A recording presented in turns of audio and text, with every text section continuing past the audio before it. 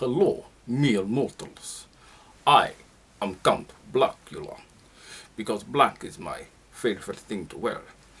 And Blue Villa did not sound as good, because it sounds like the dangly thing at the back of your throat.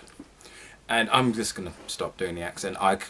Lucky enough I managed to hold the accent for that long, to be fair. But yeah, we're doing Vampire Tarot today, because Halloween. That's the only reason. And also I don't have the fake vampire teeth still. Although at this point you'd think I would have them by now. But then I don't like going outside at the best of times. But yeah, so roll on that intro.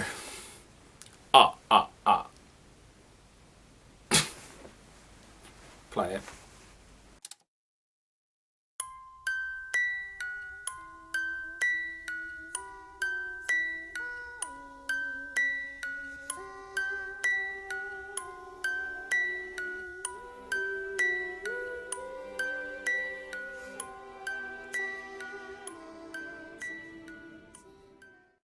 Okay, so today we are looking at the Tarot of Vampyres. And first off, this is quite a large box, which is always pretty cool. So off the bat, if you are a sort of person who likes putting their decks up on the shelving, and you're actually able to put them on display, this is a very lovely box to have on display. And so first off, we're going to take a look at the actual size of the box, as we are wont to do. So we are looking at just short of 6 inches by 8.5 inches. Hold on about there. Yeah, so just short of 8.5 inches. That's the box itself. The cards themselves are a lot smaller, but this is one of the boxes that has a magnetic kind of seal there. Keep it nice and closed. So you have the nice little pull here. So we have some really nice artwork inside the box. This is also the same artwork on the back of the cards, which we'll take a look at in a minute. The book itself, the book that it comes with in itself is once again has some really nice artwork to it. Just zoom out a little bit. In the book, so yeah, so obviously the book is about the same. The book's the same size, obviously, and the artwork in the front is really cool. Once again, if you keep the book separate, there's still something nice to have. So we've got a nice little blurb there with a very handsome man at the top there. Yeah, so this is a company we have seen before. They've done a few of the other tarot, such as the mystical manga and that sort of and other things. So. Throughout the book, just a quick skim through, unlike other books, this doesn't actually have any pictures of the cards, so it is just pure text, which is fine if you're into that. If not, well, then you won't be. But yeah, the book itself is still quite a nice little thing, even to have on your bookshelf, really. And we're gonna have a quick look at the back of some of the cards. So that's the artwork itself on the back. And you can see it's nice. It's nice rose. Looks pretty cool. One thing I would say is that personally for me, these feel a bit papery. So it's still good. They're still good, but they feel a bit too thin for me. So if you're like me, and are used to a little Scarabeo style of deck, or even if that's a bit too thick, these are still quite thin comparatively. So I'm not quite fond of the thinness, but you know, each to their own, I guess. So now we're going to take a look at just a couple of the majors. And one thing that really grabs me is the fact that this isn't necessarily a deck for beginners, as their artwork varies from the Rider-Waite-Smith style. So if you are used to the Rider-Waite, this is slightly, this isn't similar to the Rider-Waite.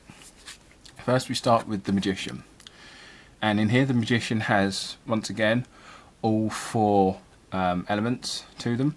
So you've got the cross, which is the wands, the skull, which is the coins, the chalice, the goblet, which is obviously the chalice, and the dagger, which is the swords, dagger in the skull there. I do like the idea though, as much fun as he's obviously having, he's still having the hand raised to the heavens and one to the earth, which is still pretty cool. And you can already, this card pretty much gives the feel of the deck. You've got the kind of romantic goth sort of look to this deck. And at the same time, you still have some just really, really cool images. So next we have the High Priestess. I chose the High Priestess because, for this deck at least, the High Priestess, when I've done reviews before, the High Priestess doesn't necessarily seem that interesting compared to some of the others. Now, not to say that she's a bad card, it's just more, there's not a lot of variation they give with this card, because it is a relatively plain card. But the dress looks really cool. I like the dress there. The floating book I think is quite nice as well. The moon in the background is pretty good. So next we take a look at the Hanged Man. Now this one has a lot more bleakness to it. You can probably still hone in the concept of it being like self-sacrifice, because the blood's coming out of their mouth, so they're using their blood to sustain the vampires. The fact it's on an upside down cross, well, very vampiric really, I guess. It still looks really cool, which is why it's there on my list here to this week. It's just it does look really cool. In fact, you've got the snake, which appears to be one very long snake drinking the blood as well. That might be there to sustain the snake. And that's still really cool. I reckon that would be a really good phone background. Next we have Temperance. Now, once again, this is a card I don't tend to talk about too often, unless it's, once again, looks really cool. And spoiler alert, this one looks really cool. Now, I like the idea they're still pouring water into a cauldron, or into a cauldron rather than a river, but they're still having the other hand raised. So it might not necessarily be the concept of balance, or at least moderation, but it could be the idea of giving more away than you need, because it doesn't look like she's reveling in the fact that she's being poured away, or she's pouring it away because she's had all she needs and saving it for later.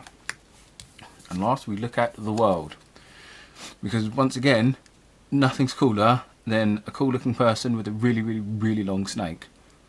And this doesn't actually have the same feel as as the Rider-Waite. So we have like a glowing rose at the top, and obviously the snake kind of not even really curled around, but it's, once again, it still looks really cool. But there's no other images. We've got this crow at the top, but there's not really anything else from the traditional Rider-Waite in this, which is still fine, but it has a different feel to it, rather than the standard.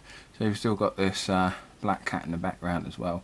But yes, it feels like it's celebrating the concept of being free. This feels like more of a sense of freedom and euphoria in this.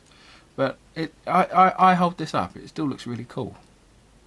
So next up, we take a look at the Aces and how they look. So each of the suits still have their own colour theme.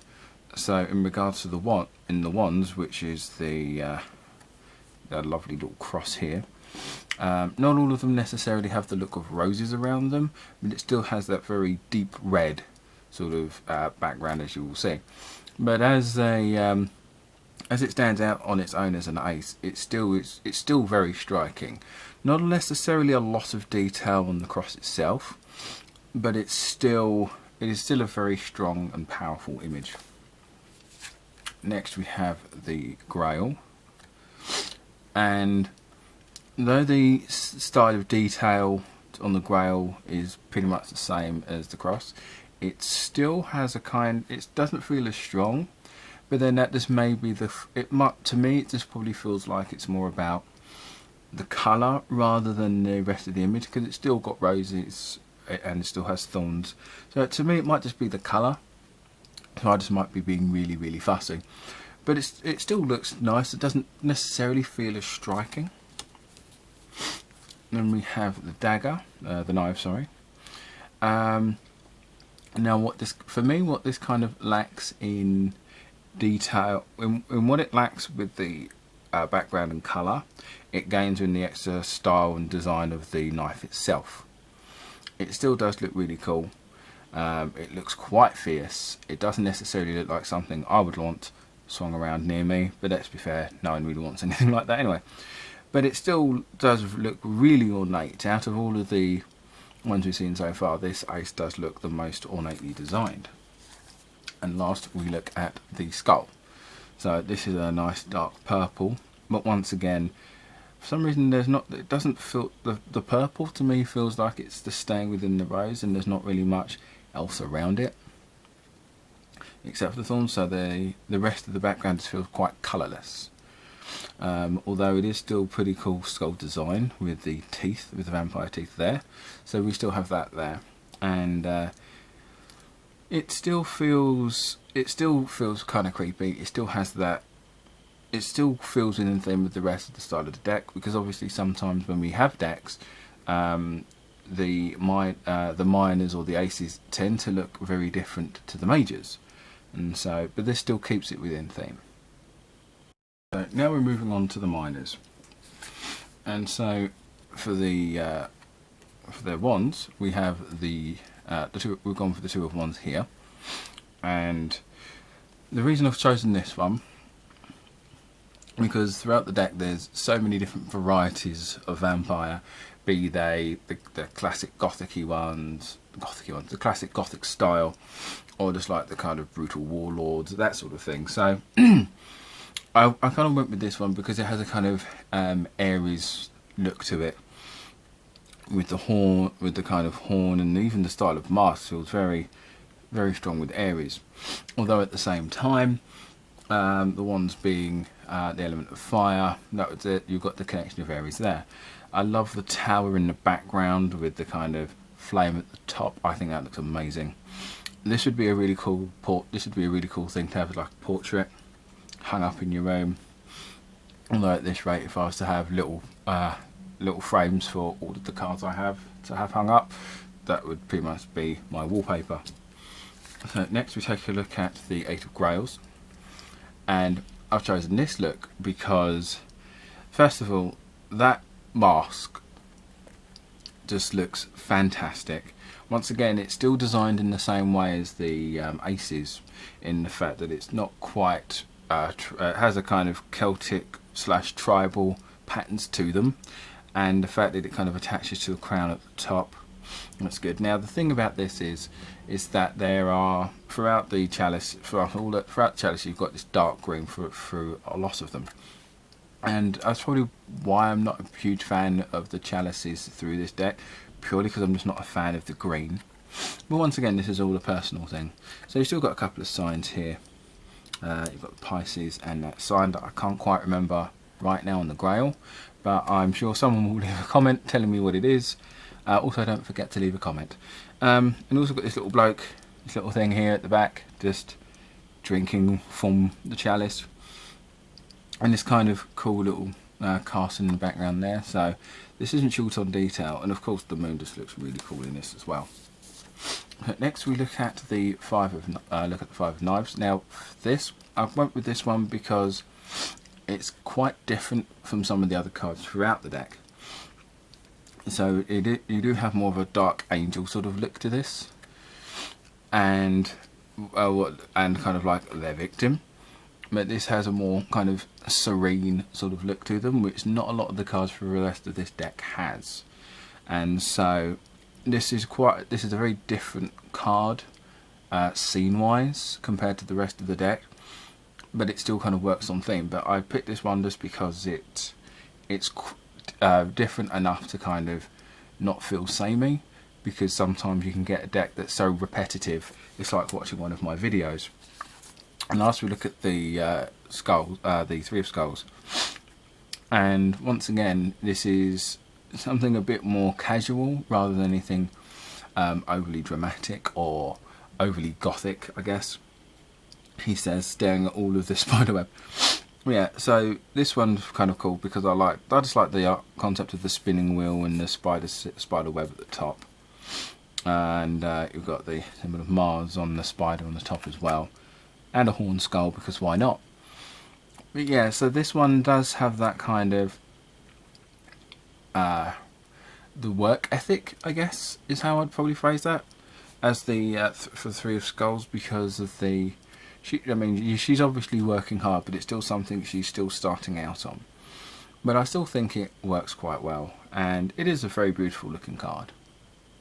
To finish up, we'll look at the court cards. So, in this one, the pages are referred to as daughters. So we have the Daughter of Knives.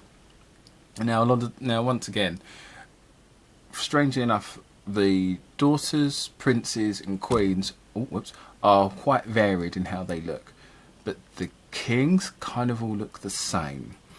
So it wasn't very difficult to kind of pick through these, but ostensibly she does look pretty cool.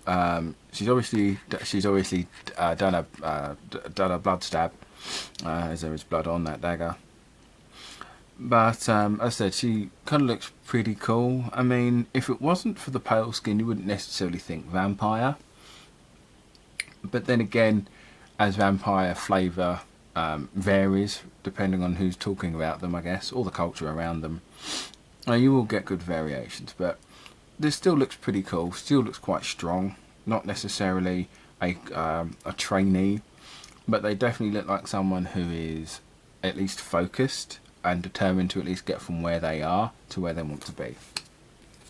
So next we look at the Prince of Skulls, and I chose this one because he has a very kind of melancholy look to him, and also the fact that he's kind of orangey. But I also like the display here as well with the skull and cross, and the kind of just the kind of everything about this picture I think is really cool. So he is looking a bit forlorn. His hair is blowing romantically in the breeze, and the moon is in the background, being surrounded by some of his veil or whatever. It is a very vampire looking picture. This would be a sort of thing. This is the sort of image I get when I think of the film Interview with a Vampire. Not read the book, but I might look into the audiobook in the future. Just throw that one in there. Right, so next we'll look at the Queen of Wands, only because I'm... Sceptres, there we go. Got there eventually. She looks like she's dressed to kill in all the terms possible for that reference. But yeah, so she just is like... This is a woman who looks like she's just full of confidence and doesn't give a monkeys. The panther here is very aggressive. It's very aggressive there, and the artwork and the detail of the musculature on this leopard, on this black leopard, looks pretty cool. I know I'm probably saying it wrong. I can't remember my animals, but Bagheera looks pretty pissed off. Whilst, to be fair, this is the sort of look I would imagine the Queen of Skulls to be, which would be coin. So she's actually quite lavishly dressed, even for a vampire, but a lot of the other queens are quite well dressed throughout. And so we look at the King of Grails. Now I chose the King of Grails because it's holding the head of a gorgon, or at least what looks like a gorgon, but still, with a blood chalice there. Sorry, it's called Lord, my apologies.